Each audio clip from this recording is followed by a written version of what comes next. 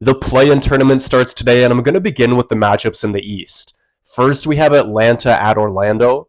Orlando has been a very up and down team this year. They started the year 22-17. Then Paolo comes back, they go 9-20, but they finished the year 10-4. And in that 14-game stretch, they were the best defense in the league. And although their offense still isn't good, it's gotten a bit better because guys like KCP are shooting well. Caleb Houston is shooting the three well. And then what I really like for Orlando in this matchup is that Paolo has averaged 33 points per game against the Hawks this year, and Franz has averaged 28. And then if we look at the Atlanta Hawks, they've been 14-13 since the All-Star break, sixth best offense during that span. But the main reason why I like Orlando in this game is because Paolo and Franz have played really well against Atlanta, and Trae Young has been kind of up and down against Orlando. He's averaged 28 points and 8 assists against the Magic this year, but he's shooting 26% from 3 in these games, and he's averaging over 5 turnovers as well. Then in the next matchup, we have Miami at Chicago. This is a game that Miami could win, but I just don't trust this team at the moment. They've gone 12-17 since the All-Star break, and in that span, they had a 10-game losing streak, and then they followed it up with a 6-game winning streak. And you might say that, oh, well, if a team can go on a 6-game winning streak, that's pretty impressive.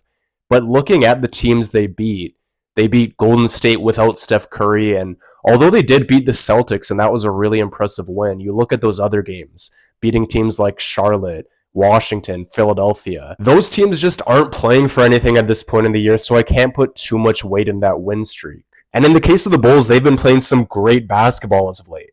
They've gone 17-10 since the All-Star break, and during that span, they rank 3rd in the league in passes per game, 5th in assists, 3rd in potential assists, and then all season long, they've been getting up tons of threes in this span, 3rd in threes, 3rd in three-pointers attempted, and then 12th in three-point percentage. So I'm taking the Bulls because I just feel like they have more of an identity than the Heat do at this point, and that would set up a matchup between Chicago and Atlanta.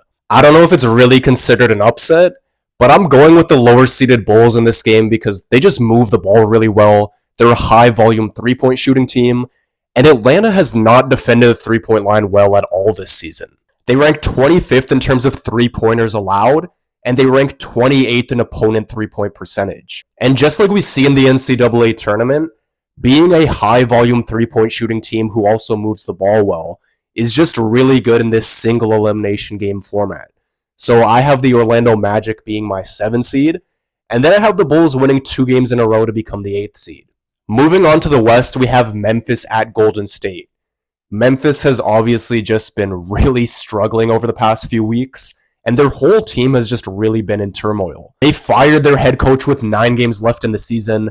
Ja Morant has been getting fined and getting in trouble with the league recently. In games where Ja Morant has played and Memphis has matched up with teams that finished the year above 500, the team has gone 7-17. And to make matters worse, they haven't beat a healthy plus 500 team with Ja in the lineup since January 20th.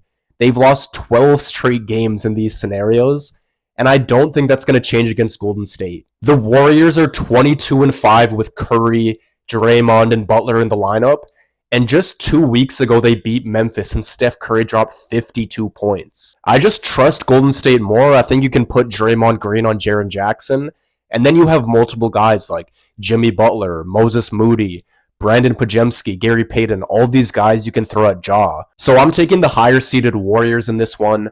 And then moving on to the next matchup, we have Dallas at Sacramento. Sacramento, they've been pretty mediocre since trading for Zach LaVine.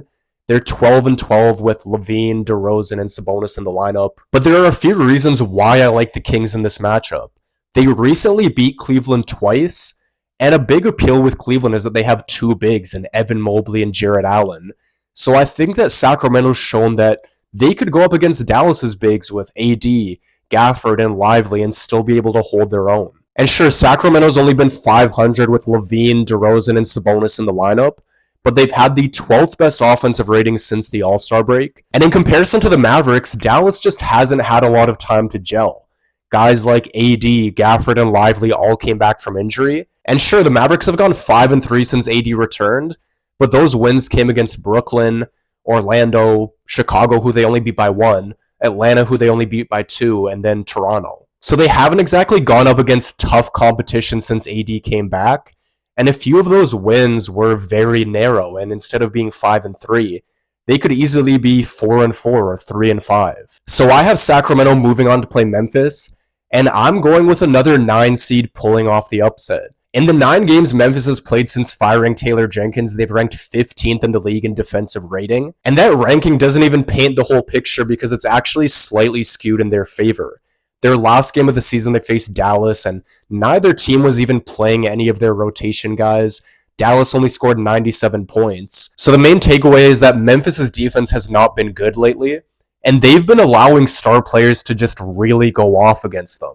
In their game against the Lakers, Reeves, LeBron, and Luka combined for 85 points. Against Minnesota, Anthony Edwards dropped 44 and Randall had 31.